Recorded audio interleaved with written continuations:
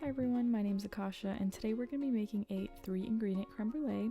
So all you're going to need is some ice cream, an egg yolk, and sugar, and I just want to give credit to Alvin and Rie from BuzzFeed because I saw this in his video and he got the recipe from her. So let's go ahead and get started. So I went ahead and grabbed some vanilla ice cream. I bought this ice cream for my parents and they like barely dented it, so I'm gonna use this one just because I want that vanilla flavor as well. You can use any ice cream of your, preference, but I think vanilla is like the best one to use because it looks more like a creme brulee.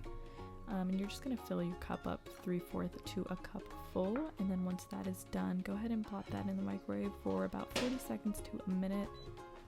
Okay, so now we have our melted ice cream here. I went ahead and stirred it a little bit. I didn't want it to be too hot for when the egg was plopped in, so that's what I'm doing right here, just stirring it. And then I went ahead and grabbed an egg and just cracked it and got the yolk out. We only want the yolk for this recipe. We're not going to use the egg white.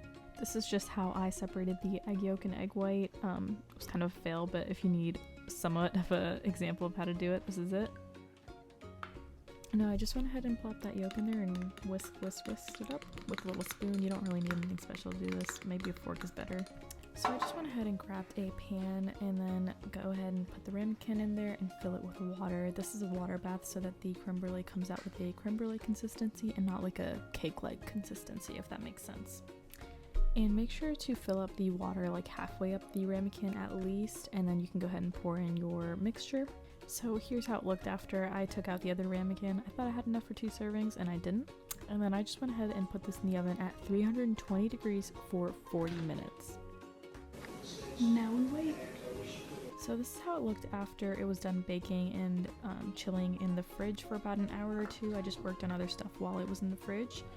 And if you have a flame torch, go ahead and just put sugar on top and then flame torch it, but I don't have a flame torch. I might get one because I think they look really cool. But I just used a pan and I put about a spoonful of sugar on there. It actually wasn't enough because my sugar didn't cover the entire thing, so I would suggest maybe putting some more if you want. But yeah, we're just gonna go ahead and let that melt, and once it turns into this like amber-like color, we're gonna go ahead and pour it on top and then quickly kind of spin the ramekin around with your hand so that it covers the top. And you have to do it quick because this stuff sets so quickly.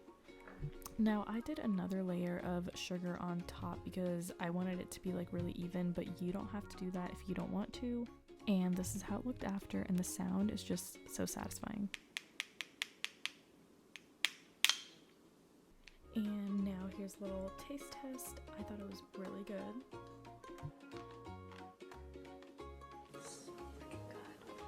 And another taste test with my little brother. Okay, man. You like it? Yeah, I like it. It's good? Mm-hmm. Like 1 to 5, how many stars? 1 billion. Oh wow, thank you. Alright guys, so that is the end of the video. If you like this video, please give it a thumbs up. If you're new to my channel, hit the subscribe button.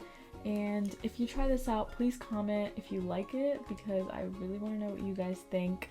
I really enjoyed it. It was really yummy. It did not taste like, I guess, like ice cream the way you would expect it to, and it tasted really, really good.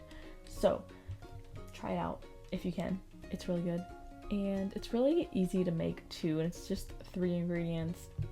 How easy is that? No torch needed. Okay, and I'll see you guys in my next video, which will be in 2 days on Friday. So thank you guys so much for watching. I'll see you guys in the next one.